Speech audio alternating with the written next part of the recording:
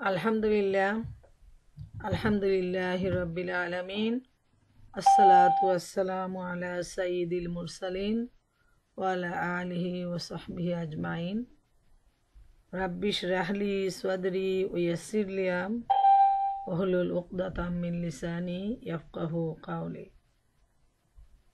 আমার এই টেলিকনফারেন্সের প্রিয় মা ও বোনেরা, সবাইকে আসসালামু আলাইকুম ও রহমতুল্লাহি ওয়া বারাকাতুহু।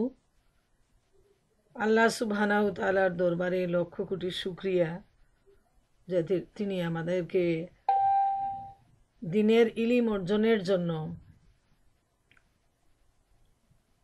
এমন আকাঙ্ক্ষিতভাবে সবাইকে দূর দূরান্ত থেকে একই সাথে টেলিফোন কনফারেন্সে মিলিত হওয়ার তৌফিক দিয়েছেন।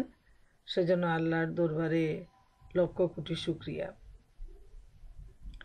এরপর আল্লাহর দরবারে শুকরিয়া আদায় করি আর আল্লাহ তাআলার কাছে এই দোয়া করি তিনি যেন আমাদের সবাইকে আমরা যা আলোচনা করব তা মনোযোগ দিয়ে শোনার, উপলব্ধি করার এবং আমাদের বাস্তব জীবনে আমল করার তৌফিক দান করুন।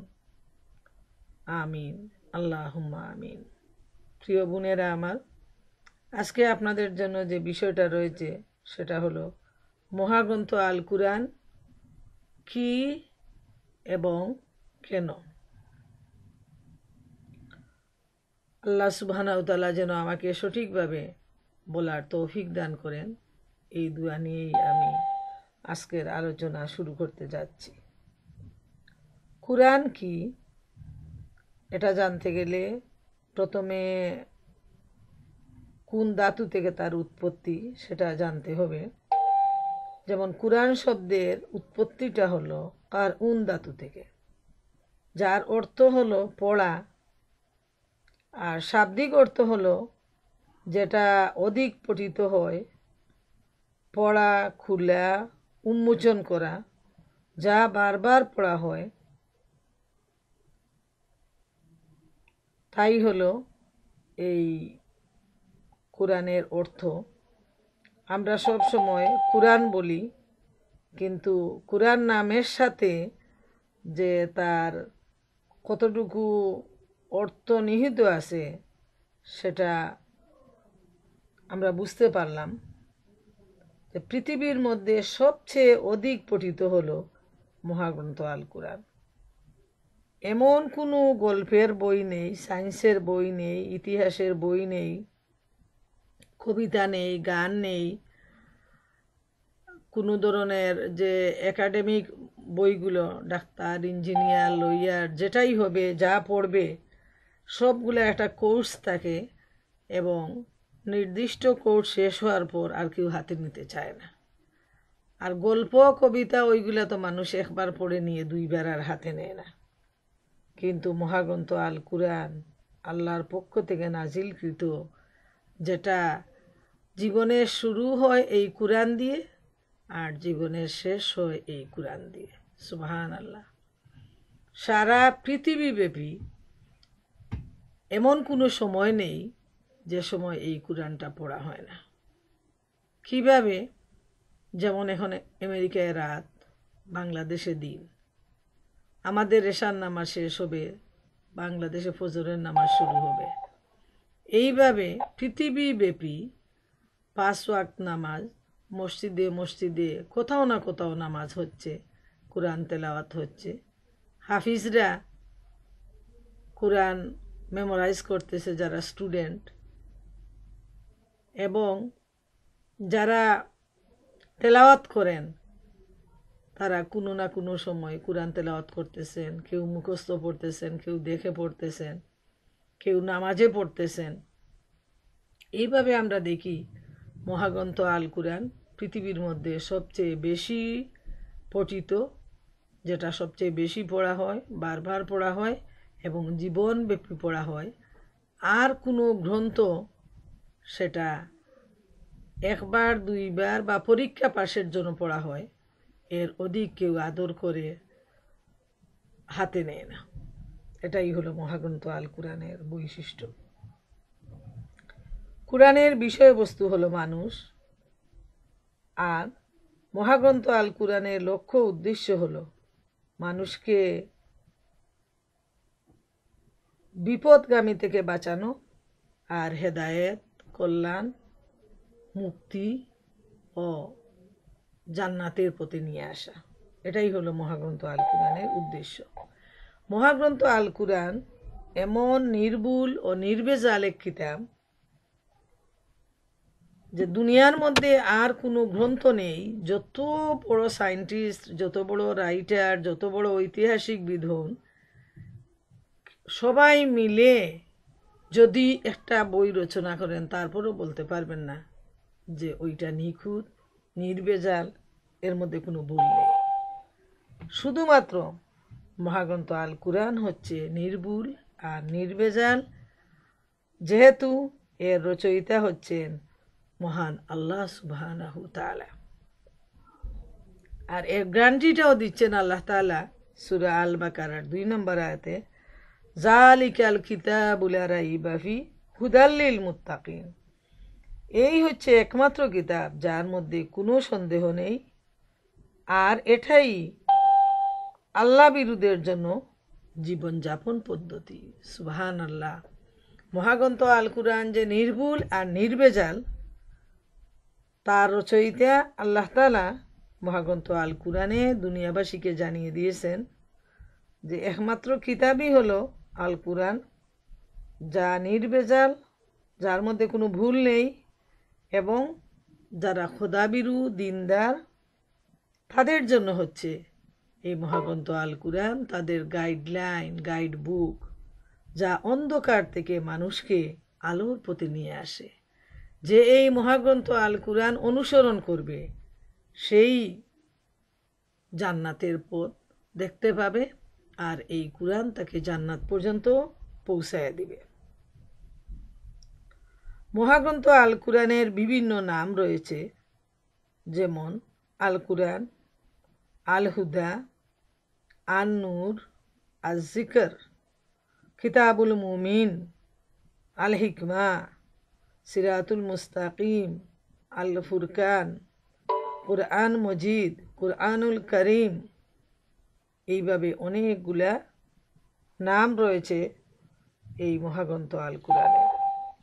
কুরআন কার উপর নাজিল হয়েছে? আমরা জানি যে হযরত মুহাম্মদ সাল্লাল্লাহু আলাইহি ইসলামের উপর মহাগ্রন্থ আল কুরআন নাজিল হয়েছে। আর কার মাধ্যমে আসছে?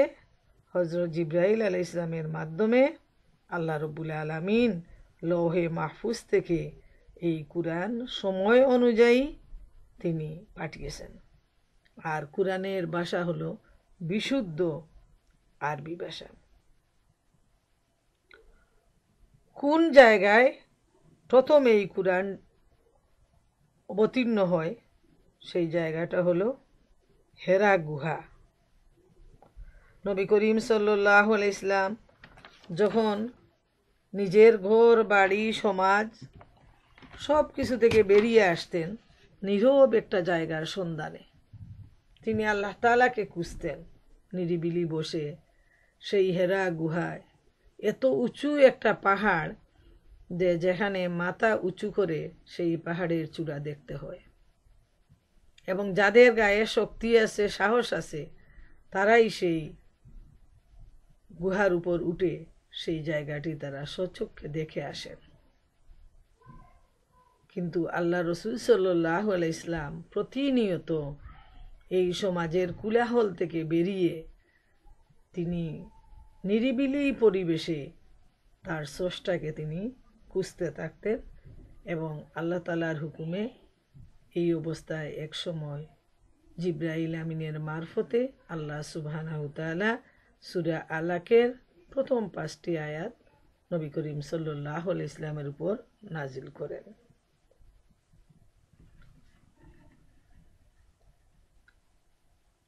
এই মহাগ্রন্থ আল কুরআনের যখন এই 5খানি আয়াত নাজিল হয়, এরপর দীর্ঘ 2.5 বছর আর কোনো ওহী নাজিল হয়নি। এই সময়কালকে বলা হয় দাওরে ফুরকত বা বিচ্ছেদকাল। সূরা মুদাসসিরে এ সম্পর্কে আসছে যে তার শিরোনামে, যে যখন এই বিচ্ছেদকালীন অবস্থা চলতে থাকে, দীর্ঘ 2.5 বছর প্রায় কোনো ওহী আর নাজিল হয়নি, তখন ইসলামের শত্রুরা তারা নানা ধরনের বিভ্রান্তিমূলক কথা বলতো। নবী করিম সাল্লাল্লাহু আলাইহি ইসলামকে হেয় প্রতিপন্ন করে ব্যঙ্গোক্তি করতো তারা, যে তার আল্লাহ তাকে ভুলিয়ে গেছেন, তারপর শয়তান ছেড়ে দিয়ে গেছে। এই ধরনের অনেক কটু কথা, অনেক কটু বাক্য তারা মহানবী সাল্লাল্লাহু আলাইহি ইসলাম সম্পর্কে তারা বলতো। একদিকে ইসলামের দুশমনদের এই ব্যঙ্গোক্তি, অন্যদিকে আল্লাহ রবুল আলমিনের পক্ষ থেকে ওহী নাজিলের সিলসিলা যে বন্ধ হয়ে গেল, সেজন্য মহানবী সাল্লাল্লাহু আলাইহি ইসলাম খুব চিন্তিত হয়ে পড়লেন, মনে অনেক ব্যথা অনুভব করলেন। এই কারণে যে আমার প্রিয়তম আল্লাহ তাআলা, যিনি আমাকে ভালোবাসেন, আমি যাকে ভালোবাসি, নিশ্চয় আমার এমন কোনো ত্রুটি বিচ্যুতি হয়েছে যার ফলে আমার আল্লাহর পক্ষ থেকে ওহী নাজিল বন্ধ হয়ে গেছে। এবং এই পেরেশানিতে মহানবী সাল্লাল্লাহু আলাইহি ইসলাম প্রায় সময় অস্থির হয়ে যেতেন এবং তিনি হেরা গুহায় এসে তিনি বসতেন।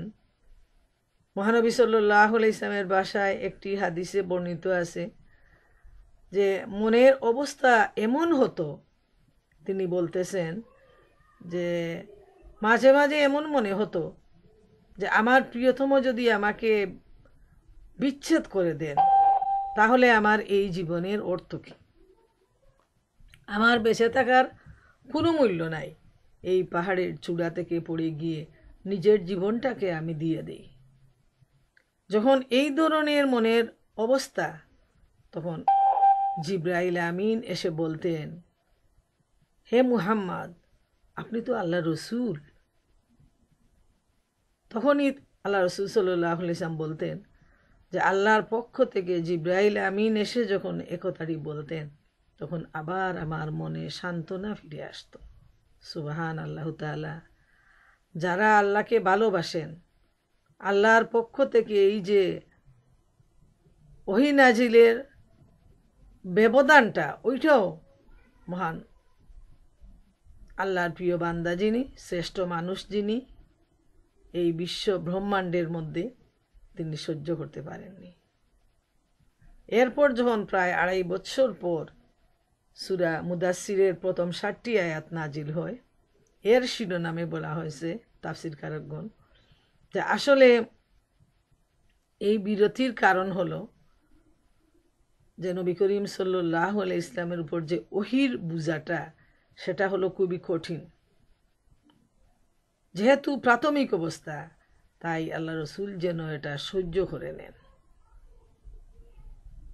ওহীর বোঝাটা এত ভারী যে হযরত আয়েশা রাদিয়াল্লাহু তাআলা আনহাকে জিজ্ঞেস করা হয়েছিল যে নবী করিম সাল্লাল্লাহু আলাইহি ইসলামের উপর যখন ওহী নাজিল হতো তখন কি অবস্থা হতো। তখন তিনি বলতেন যে উনি ঘেমে যেতেন শীতের সময়েও, এবং চেহারা মুবারক লাল হয়ে যেত। ওহীর বোঝাটা ছিল এত ভারী। আর মহান আল্লাহ তাআলাই জানেন কি অবস্থায় তিনি কি নাজিল করবেন, এবং এই ব্যবধানটাই বা কেন, সেটা আল্লাহই বারো জানেন। এবং ভালোর জন্য, কল্যাণের জন্যই তিনি একটা বিরতি দিয়ে, দীর্ঘ একটা বিরতি দিয়ে তারপর পরবর্তী ওহী নাজিলের সিলসিলা শুরু করেন। পূর্ণাঙ্গ কুরআন নাজিল হতে সময় লেগেছে 22 বছর 5 মাস 14 দিন। আর মহাগ্রন্থ আল কুরআনের মূল জায়গাটা কোথায়, যেখানে আল কুরআন সংরক্ষিত রয়েছে, সেটা হলো লৌহে মাহফুজ।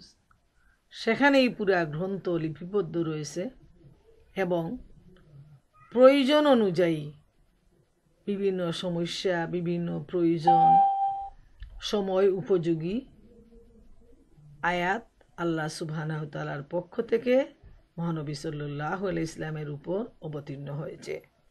কখনো বা ছোট সূরা আকারে অবতীর্ণ হয়েছে, কখনো বা আয়াত আকারে অবতীর্ণ হয়েছে।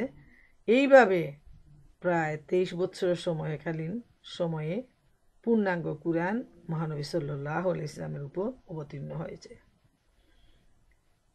আল কুরআনের সূরা সংখ্যা হলো 114টি। মক্কা ও মদিনায় যথাক্রমে কুরআন অবতীর্ণ হয়। নবী করিম সাল্লাল্লাহু আলাইহি ইসলামের মক্কায় অবস্থানকালীন যে অংশগুলো নাজিল হয়, যে সূরাগুলো নাজিল হয়, সেগুলাকে বলা হয়েছে মক্কি সূরা। আর হিজরতের পরে যে আয়াত এবং সূরাগুলো নাজিল হয়েছে সেগুলোকে বলা হয় মাদানী সূরা। মহাগ্রন্থ আল কুরআনে 30টি পারা রয়েছে এবং রুকুর সংখ্যা বিভিন্ন মতভেদ রয়েছে। কেউ বলেন 540, মতান্তরে 558 বা 551। আর সর্বমোট আয়াত সংখ্যা হলো 6666, মতান্তরে 6236টি।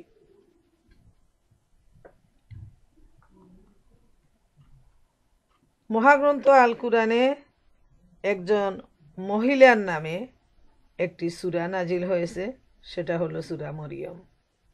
এবং পুরা নারী জাতির নামে যে সূরাটি নাজিল হয়েছে সেটা হলো সূরা আন-নিসা। আমাদের মনে রাখা প্রয়োজন, এই সামান্য জ্ঞানগুলো আমাদের জন্য অর্জন করা এবং মনে রাখা প্রয়োজন। তারপর আমরা দেখতে পাই কুরআনের মধ্যে এমন কিছু সূরা বা আয়াত রয়েছে যেগুলোর স্পেশাল কিছু নাম বলা হয়। যেমন সূরা ইয়াসিনকে কুরআনের হৃদয় বলা হয়, যেটা 22 পারা এবং 23 পারায় রয়েছে। আর সূরা আর রহমান 27 পারায়, যেটাকে কুরআনের মুকুট বলা হয়। সূরা বাকারাকে আল কুরআনের আরশ বলা হয়। আর সূরা আল মুলককে আল কুরআনের প্রদীপ বলা হয়। সূরা ফাতিহাকে কুরআনের জননী বলা হয়। আর আয়াতুল কুরসিকে আল কুরআনের দুস্ত বলা হয়। এরপর আমরা জানতে পারি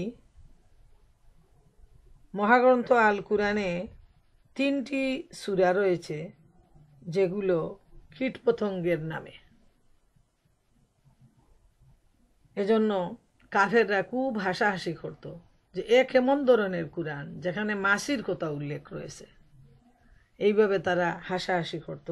কিন্তু কীটপতঙ্গের নাম নিয়েও সূরা রয়েছে, যেমন সূরা আন-নাহল, এর অর্থ হলো মৌমাছি, মৌমাছির নামে একটা সূরা।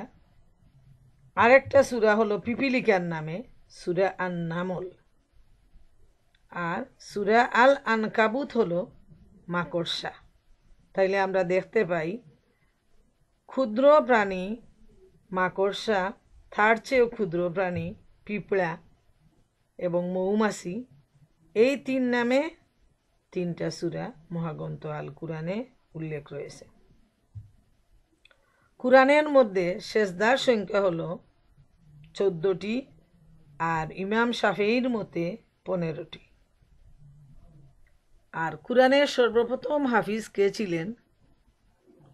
হযরত মুহাম্মদুর রাসূলুল্লাহ সাল্লাল্লাহু আলাইহি ওয়াসাল্লাম ছিলেন কুরআনের সর্বপ্রথম হাফিজ। আর সবচেয়ে গুরুত্বপূর্ণ যে কথাটা, যে আমরা আজকের দিনে সবার ঘরে ঘরে, মুসলমানদের ঘরে ঘরে অত্যন্ত সুন্দরভাবে বিভিন্ন ধরনের মলাটে শোভা পাচ্ছে। প্রত্যেকের ঘরের লাইব্রেরিতে বিভিন্ন ভাষায় অনুদিত মহাগ্রন্থ আল কুরআন, যেহেতু কুরআন সারা বিশ্বের মধ্যে 120টি ভাষায় অনুবাদ করা হয়েছে, সুবহানাল্লাহু তাআলা। আর কোনো ভাষায়, এত বেশি ভাষায় আর কোনো বই অনুবাদ হয়নি। একমাত্র মহাগ্রন্থ আল কুরআন 120টি ভাষায় অনুবাদ করা হয়েছে। আমি যে কথাটি বলতে চেয়েছিলাম সেটা হলো যে মহাগ্রন্থ আল কুরআন মুসলমানদের ঘরে ঘরে লাইব্রেরিতে থাকে, শোভা পাচ্ছে। আজকে আমরা মুসলমানরা কুরআনকে সাজিয়েই আর মাঝে মধ্যে তেলাওয়াত করে দায়িত্ব থেকে অব্যাহতি পাচ্ছি। তাই আজকে বিশ্বজুড়ে মুসলমানদের করুণ অবস্থা। কুরআন নাজিল হয়নি গিলাফ দিয়ে ডেকে চুমু দিয়ে থাকে তুলে রাখার জন্য, বরং কুরআন নাজিলের উদ্দেশ্য হলো মানুষ যেন, পথহারা মানুষ যেন এই কুরআনের মাধ্যমে পথের সন্ধান পায়। যারা অন্ধকারের মধ্যে ডুবে আছে তারা যেন কুরআনের আলো দিয়ে হৃদয় আলোকিত করে। আর এজন্যই মহাগ্রন্থ আল কুরআন নাজিল হয়েছে। অথচ আমরা দেখতে পাই আজকের দিনে কুরআন থেকে বিচ্ছিন্ন হওয়ার জন্য সারা দুনিয়া জুড়ে মুসলমানদের করুণ অবস্থা। অমুসলমানদের দ্বারা যেমন মুসলমানরা অত্যাচারিত হচ্ছে, তার চাইতে বেশি অত্যাচারিত হচ্ছে মুসলমানদের দ্বারা মুসলমান। বিভিন্ন ফিরকা নিয়ে, বিভিন্ন মতবাদ নিয়ে, বিদাত নিয়ে, সুন্নত নিয়ে, মতভেদ নিয়ে, তারপর শিয়া সুন্নি নিয়ে, এই ধরনের ফেরকাবাজির মধ্যে মুসলমানরা এত বেশি সময় ব্যয় করতেছে।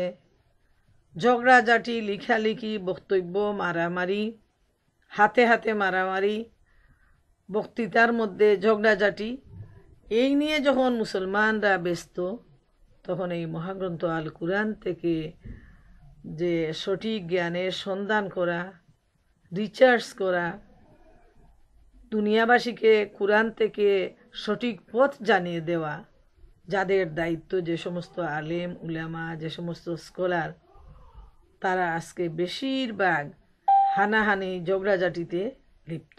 এটা হলো আমাদের জন্য অত্যন্ত দুঃখের ব্যাপার। আল্লাহ রাব্বুল আলামিন মহাগ্রন্থ আল কুরআনে ইরশাদ করেন, ওয়া তাসিমু বিহাবলিল্লাহি জামিয়া ওয়ালা তাফাররাকু। তোমরা আল্লাহর রজ্জুকে সম্মিলিতভাবে আঁকড়ে ধরো এবং মতভেদ করো না। সুবহান আল্লাহু তাআলা। আল্লাহর এই রজ্জু, আল্লাহর এই রশি হলো মহাগ্রন্থ আল কুরআন। আর এই আল কুরআনকে সবাই মিলে ধরে রাখার জন্য আল্লাহ সুবহানাহু তাআলার পক্ষ থেকে নির্দেশ আসছে, এবং মুসলমানরা যেন মতভেদ না করে সেই ব্যাপারটাও এখানে জানিয়ে দেয়া হয়েছে। যার ফলে আমরা যদি ইউনিটি থাকি, আমরা যদি ঐক্যমতে পৌঁছি, তাহলে আজকে এই কুরআন থেকে গবেষণার মাধ্যমে আমাদেরকে দিনের সঠিক আলো, সত্য বিষয় জানিয়ে দেওয়া সম্ভব ইনশাআল্লাহ তাআলা। অথচ আমরা দেখি কুরআন নাজিলের সময় কুরআনের জায়গা কিন্তু মানুষের ঘরের তাকে ছিল না, লাইব্রেরিতে ছিল না। কোথায় ছিল? কুরআন ছিল মানুষের হৃদয়ে হৃদয়ে, আত্মার মধ্যে কুরআনকে লিপিবদ্ধ করা হয়েছে। আজকে যেভাবে বইয়ের পৃষ্ঠায় লেখা হয়েছে, তখন কুরআনের আয়াত নাজিল হওয়ার সাথে সাথে সাহাবায়ে কেরামরা মুখস্থ করে নিতেন, হৃদয়ের মধ্যে এমনভাবে লিপিবদ্ধ করে রাখতেন এবং বাস্তব জীবনে সেটাকে আমলের মাধ্যমে দুনিয়াবাসীর সামনে তার এক্সাম্পল তুলে ধরতেন, যার ফলে যখন এই বিশ্ব ব্রহ্মাণ্ডের মধ্যে একজনও মুসলমান ছিল না, একজনও ইমানদার ছিল না, নবী করিম সাল্লাল্লাহু আলাইহি ইসলামকে নবুয়ত দানের মাধ্যমে আল্লাহ তাআলা যখন সূরা মুদাসসিরে নির্দেশ দিলেন, বিসমিল্লাহির রহমানির রহিম, ইয়া আইয়ুহাল মুদাসসির কুম ফাআনজির ওয়া রাব্বাকা ফাকাব্বির, হে কম্বলাবৃতকারী ব্যক্তি, উঠো, সাবধান করো এবং তোমার রবের শ্রেষ্ঠত্ব বড়ত্বের ঘোষণা দাও। এই নির্দেশের মাধ্যমে আল্লাহ তাআলা নবী করিম সাল্লাল্লাহু আলাইহি ওয়াসাল্লামকে জানিয়ে দিলেন যে তোমাকে যে দায়িত্ব দেয়া হয়েছে সেটা হলো তুমি দুনিয়ার মানুষকে সাবধান করো যে তোমাদের একজন রব রয়েছেন, যিনি হচ্ছেন সবচেয়ে শ্রেষ্ঠ, মহান, যিনি হচ্ছেন সৃষ্টিকর্তা, পালনকর্তা, রিজেক দাতা, সেই রবের পরিচয় দাও এবং যারা ঈমান গ্রহণ করবে তাদেরকে সঠিক পথ জানায় দাও এবং এরাই হবে সফল, তারা যাবে জান্নাতে। আর যারা অস্বীকার করবে তাদেরকে সাবধান বাণী শুনিয়ে দাও যে তাদের স্থান হলো জাহান্নাম, যেখানে শুধু আগুন আর আগুন রয়েছে। সেই অবিশ্বাসীদেরকে, পাপীদেরকে সেই আগুনের লেলিহান শিকায় স্থান দেওয়ার জন্য জাহান্নাম অপেক্ষায় আছে। প্রিয় মা বোনেরা আমার, আমাদের ভাবতে হবে, আমাদের জানতে হবে যে এই মহাগ্রন্থ আল কুরআন নাজিল হওয়ার পর যেভাবে মুসলিমরা, যেভাবে সাহাবায়ে কেরামরা, নবীর সঙ্গী সাথীরা হৃদয়ে সেটাকে স্থান দিয়েছিলেন এবং নিজেদের বাস্তব জীবনে অ্যাপ্লাই করার মাধ্যমে দুনিয়ার মানুষকে যখন দ্বীনের দাওয়াত দিয়েছিলেন, তখন বাস্তব কুরআন ছিল তাদের সামনে, কুরআনের অনুসারীরা ছিল তাদের সামনে, যার ফলে সেই আরবের জাহেল মানুষরা একের পর এক ইসলাম গ্রহণ করে, তারা ইসলামের সুদা পান করে তারা কুরআনের ছায়াতলে আশ্রয় নেয়, তারা নবীর সঙ্গী হয়, তারা আল্লাহর প্রিয় বান্দায় পরিণত হয় এবং আল্লাহর পক্ষ থেকে তাদের জন্য সুসংবাদ বানিয়ে আসে, রাদিয়াল্লাহু আনহুম ওয়া রাদু আনহু যালিকা লিমান খাশিয়া রাব্বা। তাদের উপর আল্লাহ তাআলা সন্তুষ্ট এবং তারাও আল্লাহর উপর সন্তুষ্ট। এসব তাদের জন্য যারা তার রবকে ভয় করে। সুবহানাল্লাহ, সবার জন্য নয়, যারা তাদের রবকে ভয় করে তাদের জন্য এই সুসংবাদ আল্লাহ তাআলার পক্ষ থেকে। এবং এই সুসংবাদ তারাই প্রাপ্ত হবে যারা এই মহাগ্রন্থ আল কুরআনকে ধরে রাখবে, আঁকড়ে থাকবে এবং কুরআনের মাধ্যমেই তারা ঐক্যবদ্ধ হবে। সুবহানাল্লাহু তাআলা। এত পার্থক্য আজকের এই পৃথিবীর মধ্যে কুরআন নাজিলের সময় আর আজকের দিনে আমরা দেখি, কুরআন নাজিলের সময় মানুষের হৃদয়ে হৃদয়ে ছিল কুরআন, তাদের আমলে ছিল কুরআন, ব্যবহারে ছিল কুরআন, তাদের আচার আচরণ, সন্তান লালন পালন, তাদের ব্যবসা বাণিজ্য সব কিছুতে রয়েছিল কুরআনের সমাধান। আর আজকে আমরা কুরআনের সাজায়ে কুরআন রাখি, কিন্তু আমরা কুরআনের মালিক হয়েও আমরা কুরআনের অনুসারী হতে পারিনি। তো এই কুরআনের অনুসারী হওয়ার জন্য আমাদেরকে কুরআন বুঝতে হবে, কুরআন পড়তে হবে, কুরআন জানতে হবে, কুরআন নিয়ে গবেষণা করতে হবে এবং এর মাধ্যমে অন্ধকার চুপকে আলোকিত করে তুলতে হবে। কুরআনের মাধ্যমে সিরাতুল মুস্তাকিমের পথ পাড়ি দিয়ে জান্নাতে গিয়ে পৌঁছাতে হবে। প্রিয় মা বোনেরা আমার, আমরা দেখি এই মহাগ্রন্থ আল কুরআন, আল্লাহর পক্ষ থেকে নাজিলকৃত যে কুরআন, সেই কুরআন সম্পর্কে ইসলামের অনুসারী নয় যারা, যারা ইমানদার নয় অথচ নলেজেবল, তাদের ভাষায় তারা কুরআন সম্পর্কে কি আখ্যা দিয়েছেন সেটা আমরা একটু জেনে নেওয়ার চেষ্টা করি। যেমন বিখ্যাত সাহিত্যিক টলস্টয় বলেন, তোমরা আল্লাহর অলৌকিকত্বের সন্ধান করো না, বরং তার প্রতিষ্ঠিত পদ্ধতি নিয়ে গবেষণা করো, সত্যের সন্ধান পাবে। তিনি আরও বলেন, যারা সত্যালোকের সন্ধান চায় তারা যেন কুরআনের শিক্ষা পরিপূর্ণভাবে গ্রহণ করে। এরপর আমরা দেখি ঐতিহাসিক গিবন বলেন, জীবনের প্রতিটি শাখায় কার্যকরী আইন অনুসারে আইন কুরআনে মজুদ রয়েছে। ঐতিহাসিক স্যার উইলিয়াম বলেন, লাইফ অফ মুহাম্মদ সাল্লাল্লাহু আলাইহি ইসলাম নামক গ্রন্থে কুরআন সম্পর্কে বলেছেন, অন্য কোনো পুস্তক এমন নেই যে তাতে 1400 বছর অতিক্রান্ত হয়ে গেছে আর এতদিন অতিবাহিত হবার পরও তার ভাষা অক্ষত রয়েছে। এভাবে আমরা দেখি যে কুরআন সম্পর্কে আরও অনেক অনেক সুন্দর সুন্দর বাণীগুলো কুরআনের যারা অনুসারী নয়, যারা মুসলমান নয়, তারাও কিন্তু কুরআন সম্পর্কে অত্যন্ত সুন্দরভাবে কুরআনের যে গুণাবলী সেটা তারা তুলে ধরেছেন। এখন আমরা দেখি যে কুরআনের দ্বারা কিভাবে ইনফ্লুয়েন্সড হয়ে অমুসলমানরাও কুরআনের ছায়াতলে আশ্রয় গ্রহণ করে।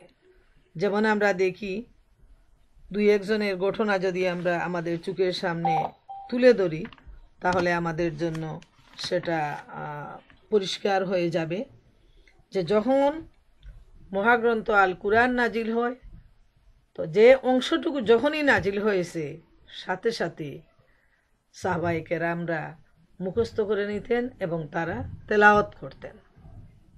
যেহেতু আরবি ভাষার কুরআন এবং আরবি ভাষাভাষীর উপর কুরআন নাজিল হয়েছে, তাদের কণ্ঠে কুরআনের বাণীটা খুবই সুন্দর। যখন তারা তেলাওয়াত করতেন তো আরবি ভাষাভাষী হিসাবে মুসলমান ও মুসলমান সবাই কিন্তু কুরআনের ভাষা বুঝে নিত।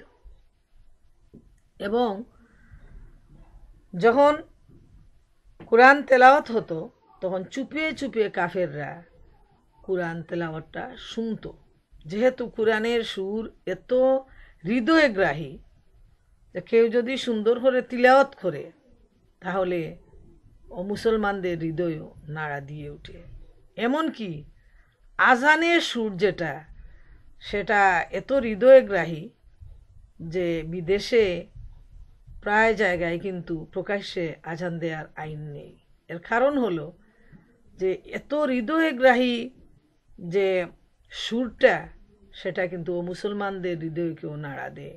তাই তারা হিংসার বশবর্তী হয়ে যেখানে মসজিদে আজান দেয়া হবে সেখানে গিয়ে তারা বাধা দেয় এবং সেই আজানের বাণীটা তারা প্রকাশ্যে যাতে না হয় সেজন্য তারা উঠে পড়ে লেগে যায় এবং আজানটা বন্ধ করে দেয়।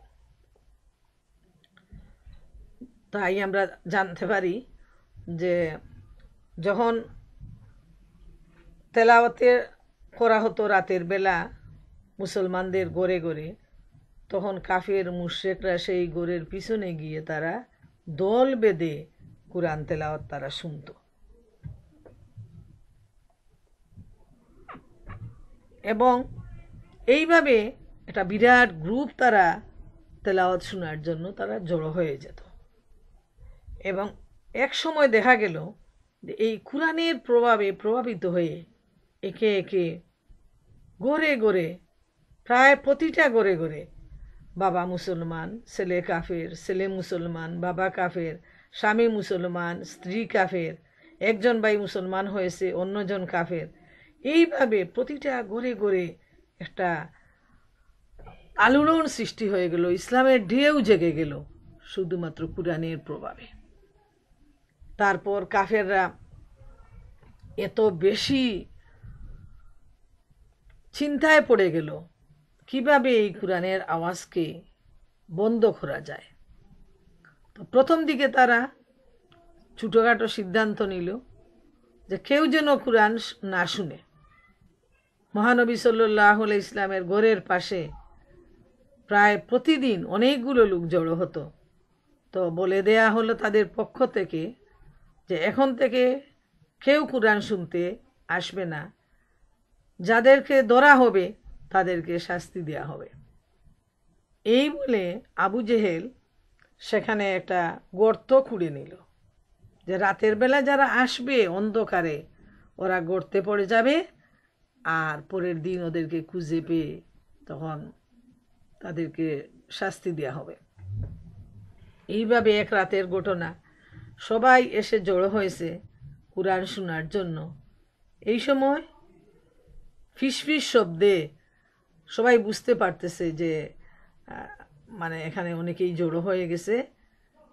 তখন দৌড়া খাওয়ার বয়ে ওরা সবাই দৌড়াতে শুরু করলো। ইতিমধ্যে সেই গ্রুপে ছিল আবু জেহেল। সে দৌড়াতে গিয়ে নিজের কুড়া সেই গর্তে সে পড়ে গেল, এবং দেখা গেল যে সেই গর্তে আবু জেহেল। এজন্য মুরব্বীরা বলতেন যে নিজের হাতে খাল খুঁড়ে ওই খালেই মানুষ পড়ে। আসলে এটা খুব বাস্তব। তারপর তারা সিদ্ধান্ত নিল যে এইভাবে আর হবে না।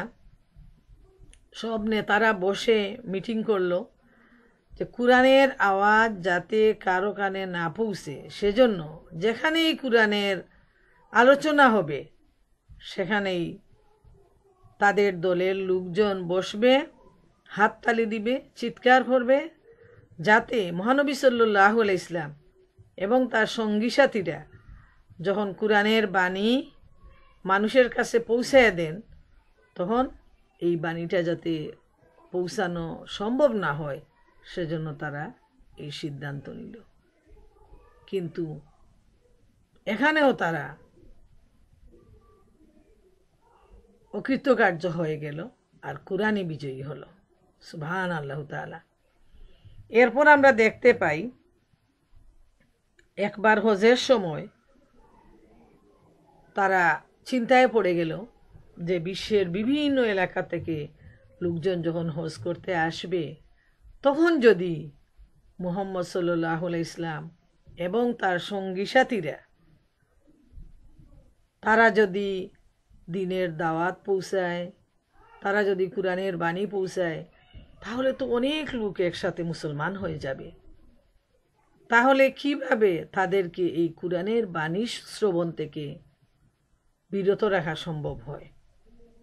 তখন তারা সিদ্ধান্ত নিল, যেহেতু তাদের লোকসংখ্যা বেশি, মুসলমানদের সংখ্যা অত্যন্ত অল্প, তখন যে তাদের মধ্যে বিভিন্ন গ্রুপ থাকবে, এবং যে সমস্ত লোকজন বাইরে থেকে এসে টেন্ট তৈরি করে বিভিন্ন এলাকার লোকজন ছড়িয়ে থাকবে, তখন তাদের প্রতিটা গ্রুপ প্রতিটা টেন্টে গিয়ে বলবে যে মুহাম্মদ নামে একজন লোক আছে আমাদের, যে জাদুকর, যার জাদুর প্রভাবে লোকজন প্রভাবিত হয়ে আমাদের মক্কার ঘরে ঘরে বিভেদ বিশৃঙ্খলা সৃষ্টি হচ্ছে, ভাই ভাই থেকে বিচ্ছিন্ন হচ্ছে, বাবা ছেলে থেকে বিচ্ছিন্ন হচ্ছে, স্বামী স্ত্রী থেকে বিচ্ছিন্ন হচ্ছে।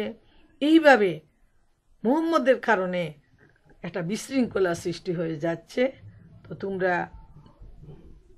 মুহাম্মদ নামের সেই লোকটির কথা তোমরা কানে জায়গা দিবে না, তাকে আশ্রয় দিবে না। এইভাবে কাফিরদের মাধ্যমে যখন প্রতিটা টেন্টে মুহাম্মদ সাল্লাল্লাহু আলাইহি ইসলামের নাম আর ইসলামের নাম পৌঁছায় গেল, তখন হিতে বিপরীত হলো। তাদের জন্য ভালোই হলো মন্দ, আর মুসলমানদের জন্য, ইসলামের জন্য মন্দ থেকে ভালো হয়ে গেল। এখন প্রতিটা টেন্টের লোকজনের মধ্যে একটা কিউরিসিটি সৃষ্টি হয়ে গেল, কে সেই মুহাম্মদ, তার বাণীটা কি, তার কথাটা কি, আমাদের তো শোনা প্রয়োজন। সুবহানাল্লাহু তাআলা। যেটা হাতে গোনা অল্প সংখ্যক মুসলমানদের দ্বারা প্রতিটা টেন্টে টেন্টে গিয়ে ইসলামের দাওয়াত প্রচার করা অত্যন্ত কষ্টকর ব্যাপার, সেটা ইসলামের শত্রুদের মাধ্যমে আল্লাহ সুবহানাহু ওয়া তাআলা সম্ভব করে দিলেন, সহজ করে দিলেন। প্রত্যেকটা ট্রেন থেকে কেউ না কেউ ছুটে আসলো মহানবী সাল্লাল্লাহু আলাইহি ইসলামের খুঁজে। কে সেই মুহাম্মদ? আমরা তাকে সাক্ষাৎ করতে চাই, তাকে দেখতে চাই। এইভাবে খুঁজে খুঁজে মহানবী সাল্লাল্লাহু আলাইহি ইসলামের কাছে যখন লোকজন আসলো, এসে প্রশ্ন করতে থাকলো, তখন তিনি কোরআনের বাণী তাদেরকে শুনিয়ে দিনের দাওয়াত দিতে শুরু করলেন। যেই মহানবীর মুখ থেকে কোরআনের বাণী শুনল, সেই অভিভূত হয়ে গেল, সেই মুসলমান হয়ে গেল, সেই সিদ্ধান্ত নিল, প্রতিজ্ঞা করল যে আমি তো মুসলমান হলাম, এখন ফিরে গিয়ে আমার টেন্টের সবাইকে দাওয়াত দেব, দেশে গিয়ে আমি আমার জনগণের কাছে এত সুন্দর ইসলামের বাণী পৌঁছাবো। সুবহানাল্লাহু তাআলা। এই জন্য আল্লাহ তাআলা বলেন, হুয়াল্লাযী আরসালা রাসূলাহু বিল হুদা ওয়া দীনিল হক লিইয়ুযহিরাহু আলা দীনি কুল্লিহি ওয়ালাউ কারিহাল কাফিরুন। সুবহানাল্লাহ, সুবহানাল্লাহ। প্রিয় মা বোনেরা আমার, এইভাবে আমরা দেখতে পাই কোরআনের কথা শুনে, কোরআনের বাণী শুনে, কোরআনের অনুসারীদের দেখে আরবের সেই জাহেলি সমাজের জাহেল মানুষগণ দিনের পর দিন তারা ইসলামের ছায়াতলে আশ্রয় নিলেন, ঈমান গ্রহণ করলেন, মুসলমান হইলেন এবং সোনার মানুষে তারা পরিণত হয়ে গেলেন, আদর্শ মুসলমানে তারা পরিণত হয়ে গেলেন, যেহেতু তারা ছিলেন জীবন্ত কুরআন। আজকে আমরা লক্ষ লক্ষ মুসলমানরা দেশ বিদেশে ছড়িয়ে আছি। আমাদের আশেপাশে, আমাদের ডানে বামে, সামনে পিছনে, আমাদের কলিগ, আমাদের কাজের জায়গায় যারা রয়েছে অধিকাংশই মুসলমান। কিন্তু যারা মুসলমান তারা কোরআনের সঠিক অনুসারী না হওয়ার জন্য আমাদের মাধ্যমে লোকজন ইনফ্লুয়েন্সড হচ্ছে না। কিন্তু আমরা যদি সত্যিকার অর্থে কোরআনের অনুসারী হতে পারতাম, তাহলে আজকে আমরাই ছিলাম আদর্শ, এবং আমাদেরকে দেখেই, মুসলমানদেরকে দেখেই ইউরোপ, আমেরিকা, অস্ট্রেলিয়া তথা বিশ্বের বিভিন্ন দেশেরও মুসলমানরা দলে দলে ইসলামের ছায়াতলে আশ্রয় নিত। কিন্তু দুঃখের বিষয়, আমরা কোরআনের সঠিক অনুসারী হতে পারিনি। যারা মুসলমান হচ্ছে ও মুসলমানদের মধ্য থেকে যারা কনভার্ট মুসলিম হচ্ছে, তারা নিজেরাই রিসার্চ করে, নিজেরাই স্টাডি করে তারা মুসলমান হচ্ছে। এটা হলো আমাদের জন্য সবচেয়ে বড় দুঃখজনক ব্যাপার। আমাদের উদাসীনতা, আমাদের গাফলাতি এবং আমাদের দায়িত্ব আদায় না করার রেজাল্ট হলো এটা। এরপর আমরা দেখি ইসলামের বীর পুরুষ হযরত ওমর রাদিয়াল্লাহু তাআলা আনহু, তিনি কিভাবে মুসলমান হলেন। তিনি ছিলেন ইসলামের সবচেয়ে বড় ধরনের শত্রু। একদিন তিনি তার খোলা তরবারি নিয়ে মুহাম্মদ সাল্লাল্লাহু আলাইহি ইসলামের মাথা আনতে গেলেন। রাস্তায় দেখা হলো হযরত খাব্বাব রাদিয়াল্লাহু তাআলা আনহুর সাথে। তিনি বুঝতে পারলেন যে আজকে ওমর কিছু একটা ঘটাবে। জিজ্ঞেস করলেন, হে ওমর, কোথায় যাচ্ছ? বলেন, মুহাম্মদের মাথা আনতে। তখন তিনি তাকে দমানোর জন্য বুদ্ধি করে বললেন, আগে তুমি কি নিজের ঘরের খবর রাখো যে কি হয়েছে আমার ঘরে? যে তোমার বোন আর বোনের স্বামী তো মুসলমান হয়ে গেছে। এতে হযরত ওমর এত রেগে গেলেন, সাথে সাথে তিনি তার চিন্তার মূল পরিবর্তন করে বোনের ঘরের দিকে রওনা হলেন। বাইরে থেকেই তিনি কুরআন তেলাওয়াতে সদ্য পেলেন এবং ভিতরে প্রবেশ করে তাদেরকে বললেন, তোমরা কি ইসলাম গ্রহণ করেছ? বলে তিনি তাদেরকে এমনভাবে বোনের স্বামীকে মারতে শুরু করলেন। বোন যখন দৌড়াদৌড়ি করতে আসছেন, বোনকেও তিনি আঘাত করলেন, রক্ত বেয়ে পড়তে থাকলো। তখন বোন দৃঢ় মনোভাব নিয়ে বলল হে ওমর, তুমি যেভাবে খাত্তাবের ছেলে সন্তান, তোমার যেমন সাহসিকতা রয়েছে, আমিও খাত্তাবের মেয়ে। আমি যে দিনের মধ্যে সত্য খুঁজে পেয়েছি, যে সত্য দিন আমি পেয়েছি, সেটা আমি, তুমি যত অত্যাচারই করো, আমি তা থেকে কখনো বর্জন করব না। একথা শুনে ওমরের মন নড়ে উঠল যে কি ব্যাপার, আমার বোন এত অত্যাচারিত হওয়ার পরও এত দৃঢ় মনোভাব নিয়ে সে তার দিনের উপর টিকে আছে। কি সেই দিন? তখন তিনি বললেন, তোমরা যা পড়তেছিলে তা আমাকে দাও। তিনি বললেন, তুমি তো অপবিত্র, তুমি অজু গোসল করে আসো। তারপর পবিত্র হয়ে আসার পর তিনি সূরা তাহা পড়তেছিলেন, ওইটা তিনি উঠাই দিলেন এবং হযরত ওমর সূরা তাহা পড়তে পড়তে এমন কান্না শুরু করলেন যে তার চেহারা মুবারক থেকে ঝড়ের মতো অশ্রু প্রবাহিত হতে থাকলো। যেহেতু তিনি আরবি ভাষাভাষী, মহাগ্রন্থ আল কুরআনের ভাষা তিনি বুঝতেছেন এবং আল্লাহর এই ভাষা তিনি বুঝে তার হৃদয় নড়ে গেল, তার হৃদয় গলে দিনের জন্য, ইসলামের জন্য, আল্লাহর জন্য তার হৃদয় খুলে গেল এবং তিনি এই তরবারি নিয়েই মুহাম্মদ সাল্লাল্লাহু আলাইহি ইসলামের কাছে চলে গেলেন এবং সেখানে তার পায়ের কাছে এই তরবারিখানা রেখে তিনি মুহাম্মদ সাল্লাল্লাহু আলাইহি ইসলামের কাছে এই শাহাদত বাক্য পাঠ করলেন আর বললেন যে তরবারি নিয়ে মুহাম্মদ সাল্লাল্লাহু আলাইহি ইসলামকে ধ্বংস করতে আসছি, সেই তরবারি ইসলামের দুশমনদেরকে ধ্বংস করার জন্য বাকি জীবন ব্যয় করব। সুবহানাল্লাহ। এই হলো কুরআনের মুজেজা। এ প্রসঙ্গে একটি সূরা তাহার একটি আয়াত আমি আপনাদের সামনে তুলে ধরব যে কুরআন যারা পড়বে না, কুরআন যারা বুঝবে না, কুরআনের উপর যারা আমল করবে না, তাদের কি পরিণতি হবে এ সম্পর্কে সূরা তাহার 125 থেকে 127 নম্বর আয়াত পর্যন্ত আল্লাহ সুবহানাহু ওয়া তাআলা ইরশাদ করেন, আর কিয়ামতের দিন আমি তাকে অন্ধ করে উঠাবো। সে বলবে, হে খোদা, দুনিয়ায় তো আমি চক্ষুষ্মান ছিলাম, এখানে কেন আমাকে অন্ধ করে উঠালে? জবাবে আল্লাহ বলবেন, হ্যাঁ, এভাবেই তো আমার আয়াতগুলো যখন তোমার নিকট এসেছিল তখন তা ভুলে গিয়েছিলে। ঠিক সেরকমই আজ তোমাকেও ভুলে যাওয়া হচ্ছে।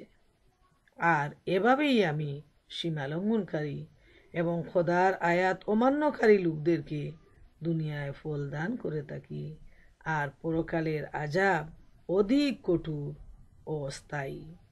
সুবহানাল্লাহ। প্রিয় বোনেরা আমার, আমরা এই আয়াত থেকেই বুঝতে পারি যে যারা চক্ষু থাকার পরও সত্যকে জানে না, সত্যকে চিনে না, সত্য থেকে দূরে সরে যায়, তারা হলো অন্ধ। তাদের হৃদয় অন্ধ।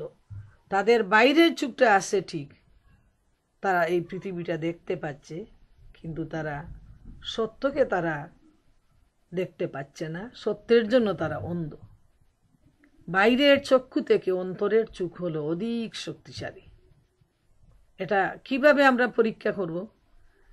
আমরা দেখেন বাইরের চোখ দিয়ে আমাদের সামনে যে বইটা থাকে, যে কুরআন থাকে, হাদিস থাকে, সামনে যে জিনিসগুলো থাকে, ওইটাই আমরা কোনো রকম দেখি।